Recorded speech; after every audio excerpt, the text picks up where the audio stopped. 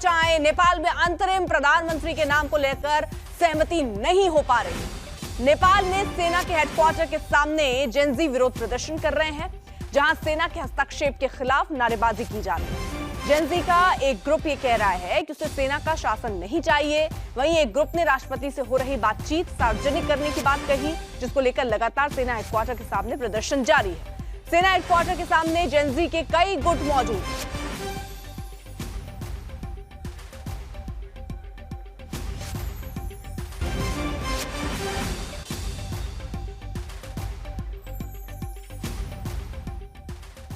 तो खास हमारे सहयोगी अलग अलग जगहों पर चप्पे चप्पे पर नेपाल में मौजूद है। वहां से हर तस्वीर, हर हालात हम तक बताने के लिए सुमित चौधरी हमारे साथ, हमारे सहयोगी इस वक्त जुड़े हुए हैं। पंकज दास हमारे साथ, हमारे सहयोगी इस वक्त जुड़े हुए हैं। आशीष श्रीवास्तव हमारे साथ, हमारे सहयोगी मौजूद है। कुमार अभिषेक भी हमारे साथ मौजूद है। रोहित सिंह भी हमारे साथ, हमारे सहयोगी मौजूद है। साथ ही साथ अमित भारद्वाज भी हमारे साथ, हमारे सहयोगी मौजूद हैं। सबसे पहले पंकज, आपसे स्थिति को समझते हुए किस तरह के हालात अभी नजर आते हैं, क्योंकि यही एक बड़ी दुविधा थी।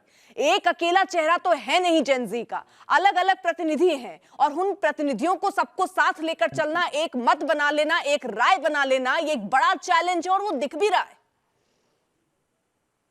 जी बिल्कुल, सेना के सामने अभी सबसे बड़ी चुनौती यही है कि किस तरह से आम सहमति बनाया जाए। शांति सुरक्षा तो उन्होंने बहाल कर ही दिया है, लेकिन राजनीतिक रूप से स्थिरता किस तरह से लाएगी सेना, इसको लेकर लगातार आज दिन भर वो संवाद में रहे अलग अलग पक्षों से।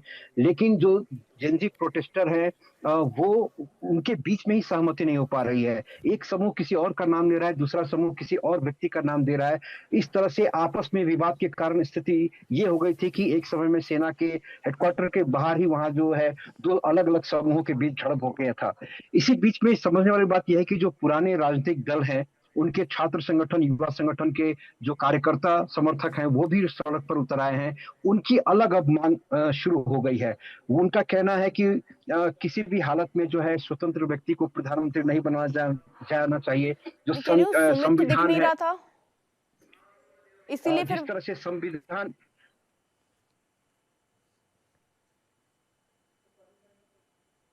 तरह से संविधान को खत्म करने की यहाँ पर अफवाहें उड़ी है, जिस तरह से संसद विघटन की मांग की जा रही है, उन सब के विरोध में जो राजनीतिक दल के कार्यकर्ता वो सड़कों पर उतर के। ठीक है, जल्दी से सुमित का रुख कर लेते हैं। सुमित, अब फिलहाल स्थिति को देखते हुए क्या लग रहा है, ये कब तक सुलझ पाएगा, या ये हम माने कि अभी स्थिति और बिगड़ सकती है, क्योंकि सबको खुश कर पाना, सबको संतुष्ट कर पाना, ये अगर नहीं होता है तो हालात ऐसे ही विरोध की तरफ आगे बढ़ेंगे क्या?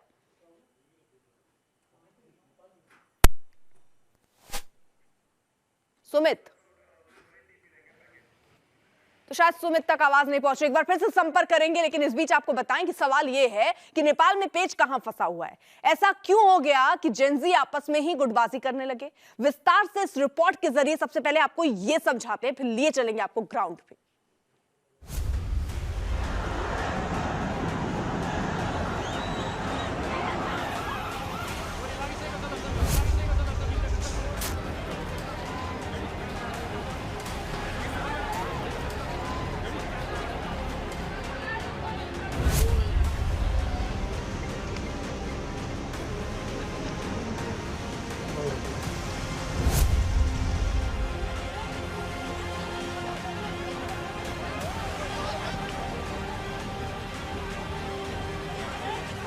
नेपाल के जो जेनजी ओली सरकार के खिलाफ मारपीट, हंगामा और बवाल कर रहे थे, वही जेनजी आपस में ही भिड़ गए हैं। देखिए, जम के मारपीट हो रही है और ये मारपीट इसलिए हो रही है क्योंकि अब जेनजी के बीच इस बात को लेकर कई मत हो गए हैं कि आखिर नेपाल का अगला प्रधानमंत्री कौन बनेगा।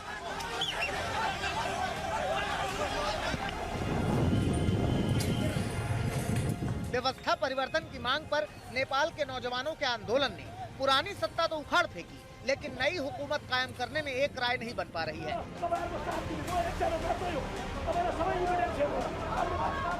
बताया जा रहा है कि जेनजी के भीतर ही 7 ग्रुप बन गए हैं और सबके अपने अपने नाम हैं। सेना के सहयोग से आंदोलनकारियों और राजनीतिक नेतृत्व के बीच सहमति की कोशिश हो रही है, लेकिन एक तरफ से पूर्व चीफ जस्टिस सुशीला कार्की का समर्थन हो रहा है तो दूसरी तरफ कुलमान घिसिंग का नाम उछाला जा रहा है, क्योंकि आंदोलनकारियों को आशंका है कि उनका बलिदान फिर सियासत की साजिश का शिकार हो जाएगा।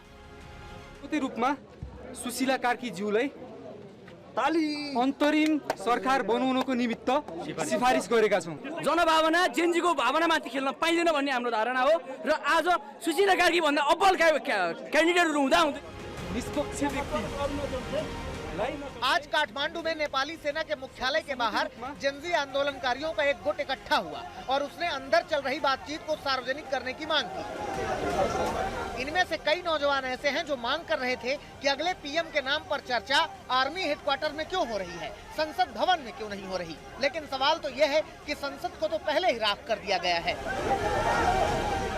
तस्वीरें दिखा दूं, मैं इस समय पार्लियामेंट और आर्मी हेडक्वार्टर्स के उस एरिया में हूं जहां पर अगर आप देखें कि आर्मी की तरफ से पूरा कॉर्डन किया हुआ है और लगातार अगर आप देखें कि आर्मी की बख्तरबंद गाड़ियां जो होगी वो लगातार आपको नजर आ रही होंगी कि वो गाड़ियां जो है वो इस जगहों पर मार्च कर रही हैं। हालात है वो इस तरीके की कि आर्मी पूरे इलाके को कंट्रोल करने पे लगी। हालांकि देखिए मैं आपको बताऊं कि सुबह से ही कर्फ्यू था राजीव, लेकिन उसके बाद से कर्फ्यू के बाद से कुछ ढिलाई बरती गई थी लोगों को उनके सामान लेने के लिए, घर के खाने पीने के लिए सामान, लेकिन उसके बाद दोबारा से स्थिति थोड़ी सी टाइट कर दी गई है। मैं इस समय जिस इलाके में हूं, अगर आप देख रहे हो ये भद्रकाली का वो इलाका है। इस इलाके के ठीक सामने अगर आप देखें यहाँ पर हेडक्वार्टर्स है और ठीक मेरे पीछे, यानी अगर मेरे कैमरा पर्सन आपको दिखा पा रहे हो तो यहाँ से ठीक सामने 100 मीटर दूरी पर पार्लियामेंट है और इस पूरे एरिया को यानी जो मेन रूट्स हैं इनको कॉर्डन कर दिया गया। इनको लगातार आप कह सकते हैं कि स्क्रूटनाइज किया जा रहा है। यहाँ पे लगातार पेट्रोलिंग ज्यादा बढ़ाई जा रही है और ऐसे धीरे धीरे इलाकों में, दूसरे इलाकों में भी आर्मी की मूवमेंट बहुत तेजी से बढ़ाई जा रही है। एक तरफ मीटिंग चल रही है लगातार जिसको लेकर कंसेंसस बन रहे हैं कि आखिरकार जो इंटरिम गवर्नमेंट होगी उस पर किस नाम को सहमति मिले, लेकिन दूसरी तरफ आर्मी की तरफ से लगातार जो तैयारियां हैं उसका नजारा आज तक आपको दिखा रहा है और ये दिखा रहा है कि इस समय हालात हालांकि सामान्य है, लेकिन आर्मी की तरफ से अगर आप देखें जो पेट्रोलिंग है वो हर इलाके में इस तरीके की जा रही है। अनाउंसमेंट किया जा रहा है कि आप अपने घर से ना निकले, अगर आप जरूरी ना हो तो अपने घर से अभी ना निकले। लगातार इन इलाकों के अंदर सफाई का काम चल रहा है। खुद जो कई जो जेनजी ऑर्गेनाइजेशन है उनकी तरफ से सुबह सुबह हमने देखा कि कई जगहों से सामान हटाए गए, तो स्थिति को, सिचुएशन को सामान्य करने की कोशिश की जा रही है।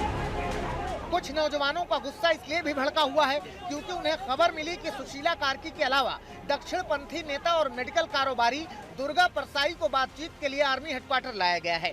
दुर्गा परसाई की 2017 की एक तस्वीर विवादों में आई थी जिसमें वो केपी शर्मा ओली और प्रचंड दोनों के साथ लंच करते दिख रहे हैं। दुर्गा परसाई ने ही मार्च में राजशाही के समर्थन में आंदोलन को खड़ा किया था और वो हवा का रुख देखकर पलटी मारने में माहिर माने जाते हैं। दूसरी तरफ युवाओं ने ये कहकर सुशीला कार्की का नाम खारिज कर दिया कि वो न्यायपालिका की गरिमा को बनाए रखना चाहते हैं और सुशीला कार्की की उम्र भी नेतृत्व के आड़े आ रही थी। इस कारण उन्होंने इंजीनियर कुलमान घिसिंग का नाम अंतरिम सरकार का नेतृत्व करने के लिए आगे बढ़ाया। अब नामों पर टकराव जारी है। देखना होगा कि सरकार और भ्रष्टाचार के खिलाफ सत्ता उखाड़ देने वाले जेनजी नेपाल का अंतरिम पीएम कैसे बनाते हैं। आज तक ब्यूरो।